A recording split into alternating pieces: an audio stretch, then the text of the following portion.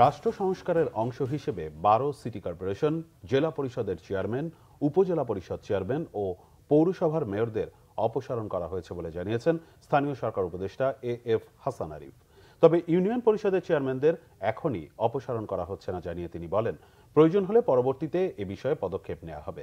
এদিকে স্বরাষ্ট্র উপদেষ্টা জানিয়েছেন, ছাত্র জনতার অভ্যুত্থানে হতাহতের ঘটনা তদন্তে সহযোগিতা করতে আগামী সপ্তাহেই ঢাকা আসছে জাতিসংঘের একটি প্রতিনিধি দল। রিপোর্ট সৈয়দ আব্দুল মুহিতের। সোমবার স্থানীয় সরকার মন্ত্রণালয় থেকে প্রজ্ঞাপনে জানানো হয়, দেশের ১২টি সিটি কর্পোরেশনের মেয়রদের অপসারণ করে বিভাগীয় কমিশনারদের প্রশাসক হিসেবে নিয়োগ দেওয়া হয়েছে। অপসারণ করা হয়েছে দেশের ৪৯৫টি উপজেলা পরিষদের চেয়ারম্যান, ৩২৩টি পৌরসভার মেয়র ও ৬০ জেলা পরিষদের চেয়ারম্যানকে। এ নিয়ে সচিবালয়ে সাংবাদিকদের ব্রিফ করেন স্থানীয় সরকার উপদেষ্টা এএফ হাসান আরিফ। ইজিমের সঙ্গে সম্পৃক্ত নতুন যে যুগের সূচনা ছাত্র আন্দোলনে গণ আন্দোলন গণবিপ্লব সাধন করতে চাচ্ছে, তারই সেই প্রত্যাশারই একটা ধারাবাহিক এখানে প্রকাশ হয়। অনুপস্থিতিটা এখানে বড় ফ্যাক্টর না। ইউনিয়ন পরিষদ আমরা এই মুহূর্তে হাত দিচ্ছে না, যাচাই বাছাই করে দেখা যায় যে সেখানে কার্যক্রম কীরকম আছে। যদি পরবর্তীকালে কোনো সময় প্রয়োজন হয়, প্রয়োজনের তাগিদে যদি কোনো পদক্ষেপ নিতে হয়, সেটা সেভাবে নেওয়া হবে। তবে নাগরিক ভোগান্তি এড়াতে সিটি কর্পোরেশনের কাউন্সিলররা কাজ করতে পারবে বলেও জানান তিনি। আমরা র্যাশনালি বাস্তবসম্মতভাবে যাব। এটা এখানে মারমার কাটকাটের কোনো ব্যাপার না, উইচ হান্টিংয়েরও কোনো ব্যাপার না। এটা হচ্ছে পুরো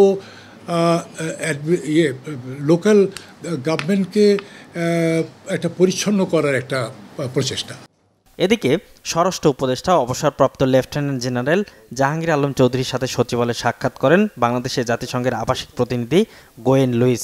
বর্তমান পরিস্থিতিতে বাংলাদেশকে সব ধরনের সহযোগিতার আশ্বাস দিয়েছে সংস্থাটি। যে একটা ফ্যাক্ট ফাইন্ডিং মেশিন মতো আসার কথা যে জাতিসংঘ থেকে, ওটা এরা হয়তো পাঠাবে।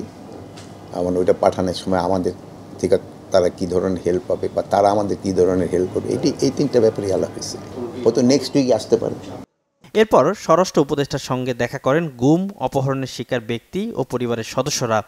7টা দাবির মধ্যে হলো যে 48 ঘন্টার ভিতরে আমাদের যারা পাওয়া যাচ্ছে না তাদেরকে জীবিত ফেরত দেওয়ার জন্য।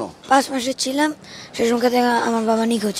আমি চাই যে আমার বাবা মুক্তি পাক। আমি ছোটবেলা থেকে আমার বাবার শুধু পিকচার আর ভিডিওতে দেখে আমি বড় হয়েছি। জানি আমরা সুষ্ঠু বিচার পাই, আমাদের কার কি হয়েছে, কোথায় আছে, কিভাবে আছে, এই দাবিটুকুই আমি বললাম। আমি বলতে পারতেছি না বাবা।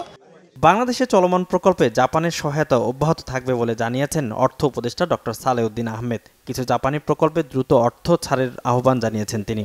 সচিবালয়ে বাংলাদেশে নিযুক্ত জাপানি রাষ্ট্রদূতের সাথে সাক্ষাতের পর অর্থ উপদেষ্টা কথা জানান। আমরা তোমাদের ব্যাপারে এখন উই আর হ্যাপি এবং তোমাদের স্টেবিলিটি ফিরে, আমি ওদের স্টেবিলিটি ফিরে আসছে। কিছুটা এসেছিল কয়েকদিনের জন্য, এখন স্টেবিলিটি তোমরা এসে আর রিফর্মের কথা বলে সে বলে যে we are very happy about this. And ওরা বলে যে আমরা মনে করি ওদের ইসের মতো যে এখন যারা leadership is in good hands.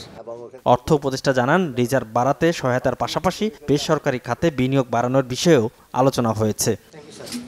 Syed Abdul Muhith, Bangla vision, Dhaka.